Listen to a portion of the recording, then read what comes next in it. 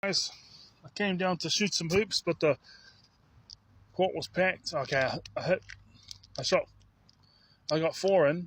There's 25 areas on the court I shoot from, and ideally I like to shoot each one of them in twice, but it was packed.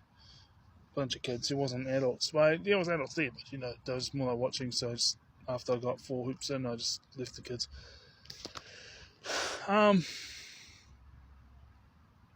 This whole thing about okay, so I don't know. Again, it's just I think when you pray and you have faith and all this type of thing, or you do manifestation, there is elements of reality to it, but there's also things you've got to take into consideration. So here's one of them. Another one. That the outside world is a reflection of your inner. Well, the thing is I had very high self-esteem growing up. I went and put in all this hard work relentlessly. A lot of neurodivergent people will call it the self-improvement era. And they say it will last about a decade or so, and then they hit burnout. And that's how I explain my 20s, and now it's in my 30s. It was just like I was happy to have a job, and now it's just like, you know what I mean. It does definitely help having a positive attitude and putting your absolute best foot forward. It does. It gives you the best chance. It gives you the best chance of getting ahead in life. But in the end of the day, you're not the only person in the universe. You're one of billions in this planet. Who knows how many planets are? Here's another self-aware thing. For the past, wow, it's become more prevalent over the past 3 years. I've had like thoughts, it's like out of my control. It's out of my control, so it's just like I just let it be. And that is, will this planet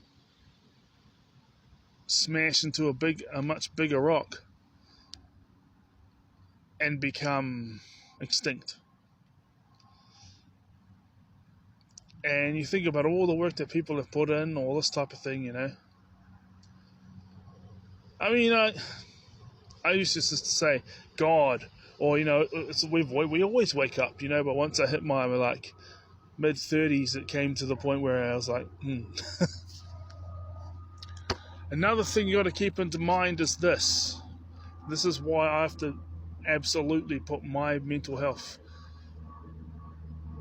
not at the expense of others, but like, if something is beneficial for my mental health and my spiritual health, and it's annoying to other people, or it is not helpful to other people,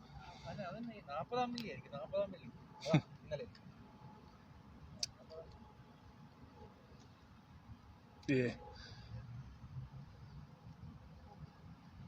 you start looking into things, because I see that guy every time I come here, but at the same time it's like, yeah, but it's the same spot, but then you go, okay, well, I see other people of the same ethnic group wearing glasses, and I never used to see them beforehand. It's no fear, as you guys can tell. So the thing is what was I saying?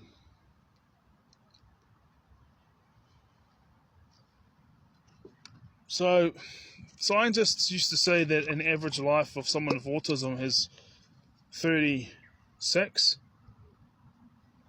That was 39.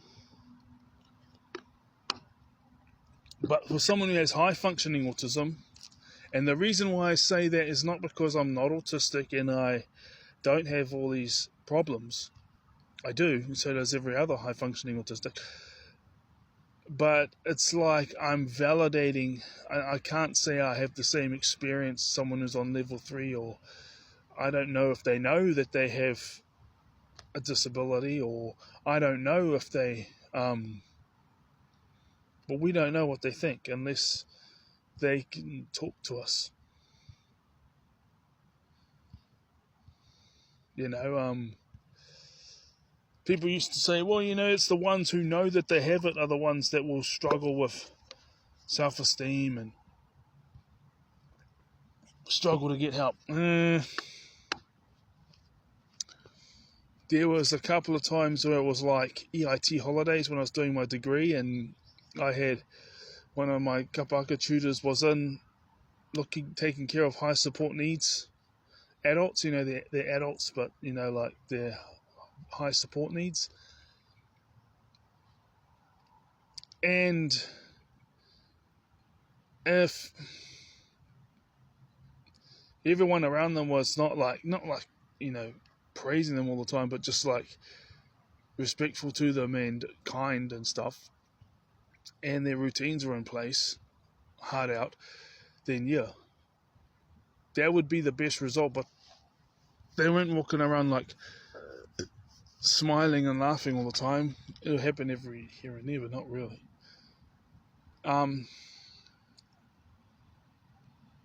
Yeah, and so the thing is I can't speak on their behalf, because one of the things that used to annoy me, and the reason why I'm compassionate about it, is because I knew these people, when they step online, talk about this stuff, and they say, look, I am a specialist. I mean, and then you can tell they don't have autism themselves, and they don't have kids with autism, but I've had people come into me, you know, I supply them with medication or whatever. Half of them just do it for a paycheck, but the other half don't. The other half actually do care. So, anyways, the average for high-functioning autism is, they're debating whether it's the late 50s or early 60s, but that's those who don't commit suicide, because there's those who have high-functioning autism and don't get any support or anything, and they die younger due to what they do to their bodies in their 20s, aka doing all this stuff, like, and they're adapting, and they don't know they have autism or whatever, and they're masking, and they're, you know, and they get to the weekend and they have their coping vices because they don't have the answers they have, or, you know, just, you know, and the coping vices helps them stay alive and keep alive, but also it wrecks their body, because the coping vices are like smoking cigarettes and drinking alcohol and things like that. And people do that to get up and going, or to get up and get brave. Actually, when I do that, all it does is like, that's the only time when my brain is completely still. If I was to be sitting here with a beer now, and I'm on my second beer, the only thing that'll be entering my mind is this is a nice beer. I had a nice day today. This park is a good place. You know, I like shooting the basketball. And you're not thinking about all the other stuff like world events. You're not thinking about everything that's happening in your life. You're not thinking about all these other things. My brain is non-stop going. And but walking and gym and this talk, you know, is also helpful, you know what I mean? But it's still, my brain is not as still as it is when I've had some drinks. But that's the joy of walking and, you know, going to the gym and meditation. You know, and if your mind just still won't shut up, I mean, like, yeah, that'll still it to a certain extent. But when you get home, it's gonna perk back up again, and then you could just fill it with interesting topics, so you can think about those interesting topics, not about dark, gloomy, terrible things. So, because there's that, but then, and the other, I know, people like me are 10 times more likely to commit suicide by the time some experts say it's between 36 to 39, and I'm 37, I don't see myself doing that anytime soon, and I will get to live the life I want to live and raise a family.